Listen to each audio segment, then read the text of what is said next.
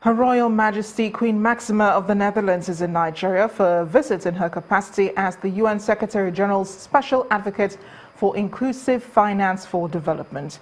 The strategy, launched 5 years ago when the Queen made her first visit to the country, aims at helping the country to build financial inclusion, expand access to mobile money, and build a wider and more accessible network of banking agents to serve more remote areas. Her visit to Lagos today focused on how financial inclusion strategy is benefiting the health sector. Queen Maxima is all smiles, exuding grace as she makes her first stop at a hospital in Idimu, which has begun running a program that provides low-cost health insurance through people's mobile phones. Despite the crowd of hospital staff, journalists and security details that have surrounded her, she listens intently as the hospital administration explains how the program works. Although targeted at Nigeria's poor, it is still a thorough process to get on the program. So far, there are only 2 hospitals in Nigeria where it is run, and the spaces are limited.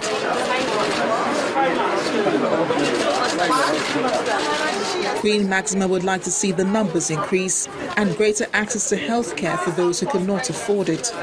This pilot project, what they did, is completely digitalized. So that means that every doctor doesn't spend time actually sort of putting forms and sending to the insurers, etc., by which they can actually see much more patients in a much more faster rate. Or today we just seen how a credit for in order to actually increase the inventory of good medicines can actually decrease the rate for patients by 33% of these medicines. So these are very important issues. Access to credit, access to insurance really promotes access to affordable health. She then goes on to another hospital where health insurance is given priority. It's not only the insurance part, it's also being able to have access to quality health, and that's where credits to these type of institutions and clinics and healthcare institutions will be very important to actually increase their efficiencies in giving healthcare.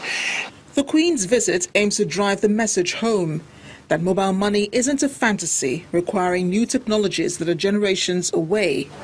And the fact that only a few Nigerians have a mobile money account means lost opportunity to extend financial access to millions of Nigerians currently excluded from the financial system. Amarachi Ubani, Channels Television News. ShopRite Nigeria has shown appreciation to its customers for their patronage over the years by giving out 200 Hyundai cars. The promo, which is in partnership with 11 select brands, is one way the management says it is adding value to its customers.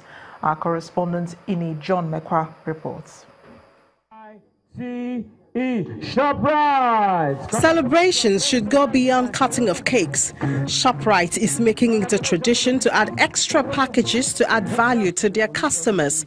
For 2017, it's 22 brand new cars, and it's given out to their customers who have participated by buying 11 partnering brands in the month of August. We bought Coke, we bought Kellogg's, we bought Sunlight, we bought Close Up. On that fateful day, I got to the shelf. There was no double. I picked Close Up. I went straight to the counter to pay.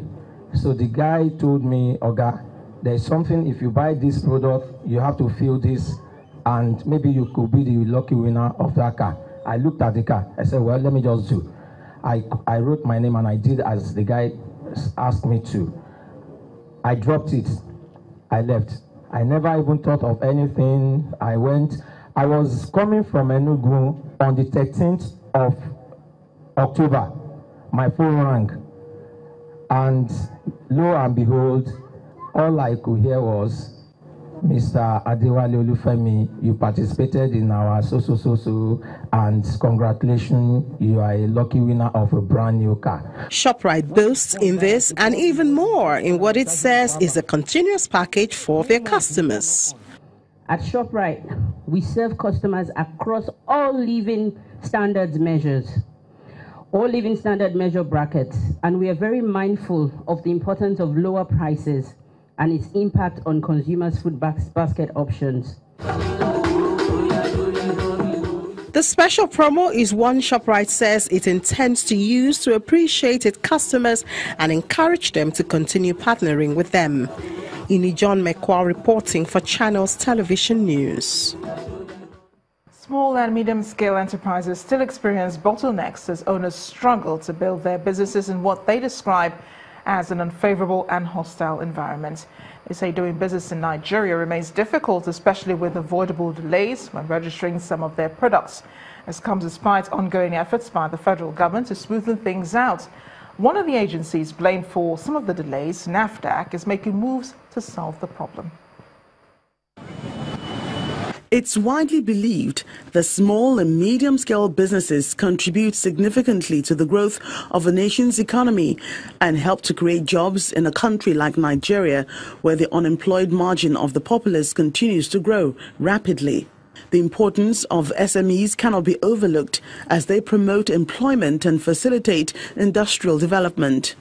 However, SME owners are plagued with numerous difficulties in conducting their businesses, especially the bottlenecks that come with registering a business. The main bottleneck is your headquarters. I remember my own last registration, my shea butter, soap and cream. I did it almost a year. We cannot move forward because of NAFDAC. If there's a way, NAFDAC will assist the Association of Master Bakers, Niger State, to bring together all those bakeries producing bread and bread products in Niger State, so that whenever you call on us, we can assure you this we are not using. This we are not using it. Whatever you say we should add, we should add. Whatever you say we should not add, we should not add. A government agency like the National Agency for Food and Drug Administration and Control, NAFDAC, is usually blamed for some of these delays because of the time it takes to complete its checks, especially with new businesses. But the agency also wants to be a part of the solution to loosen up the business environment in Nigeria. We feel your burden. At the NAFDAC management level, we feel your burden. So if you have any problem, you have relations, you have friends who have one problem or the other relating to NAFDAC registration processes or any other aspect of NAFDAC work. So this is the time for you to come and engage us so that we can solve your problem. Now the mandate is there and it has been put as a kind of enforcement. We are going to make it work. It will not be more than 90 days. The federal government showed just how serious it was in making Nigeria's business environment more friendly with an executive order signed by the Vice President, Professor Yemi Osinbajo, in May this year. This is in addition to the Presidential Enabling Business Environment Council established in 2016, also to ease the conduction of businesses in the country. But many business owners say they're yet to feel the impact. Let's get into more business news now. Here's Emana Amawe.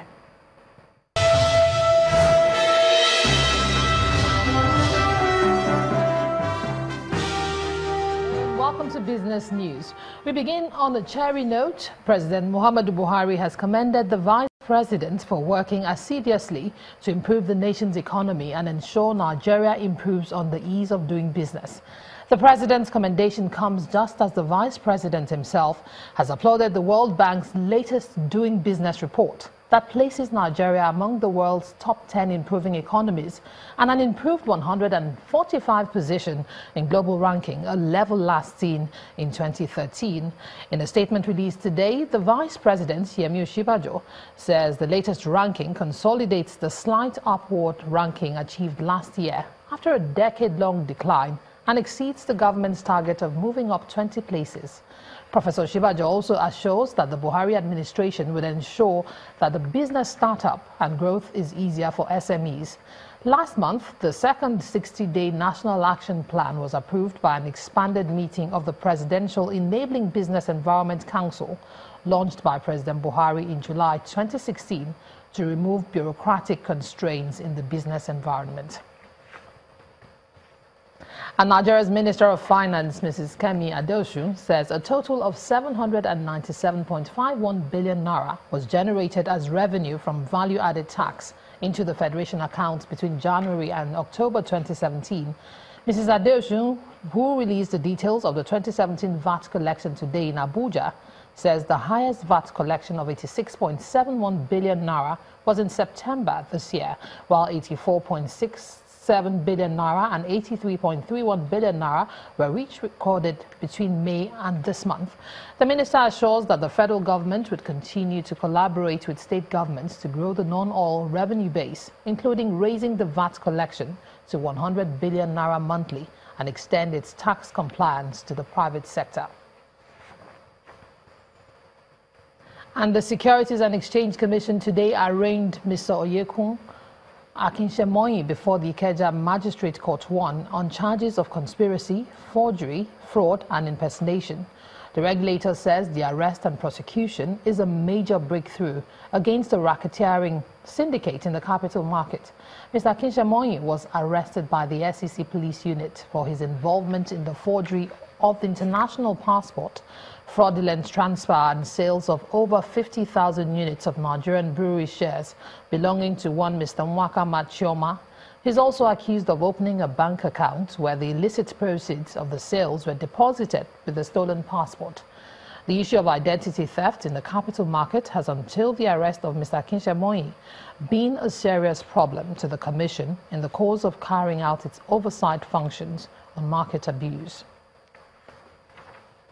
The African Development Bank has denied media reports that the DFI has cancelled the second $400 million tranche of a $1 billion loan to Nigeria. The first tranche of $600 million was approved and disbursed in November 2016. In a statement released today, the AFDB says it could consider the release of the money if Nigeria requests for it and secures the approval of the AFDB board. In an interview on October the 16th, this was what the AFDB president, Dr. Akinwumi Adesina, told Channels Television. Well, the last trading day of October ends in the green, moving further away from sell-offs as local and foreign investors in the local equities market take position for some choice stocks. Chimezi Obiuwago has more.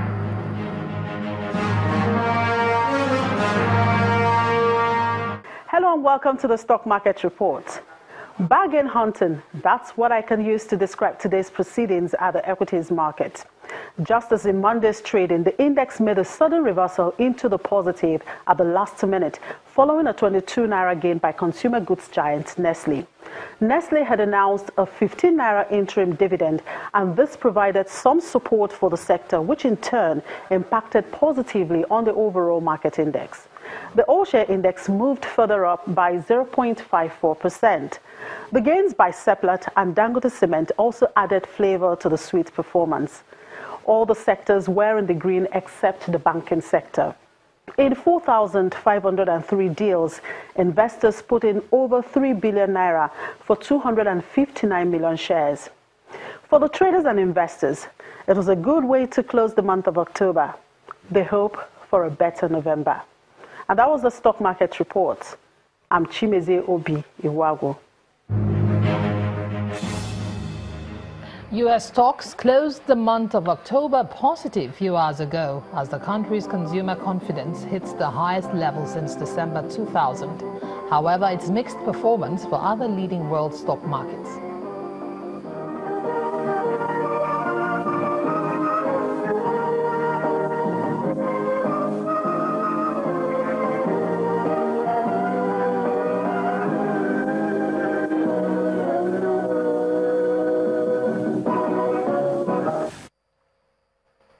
That's business news tonight. Thank you for staying with us. I'm Imana Amawe. Amarachi.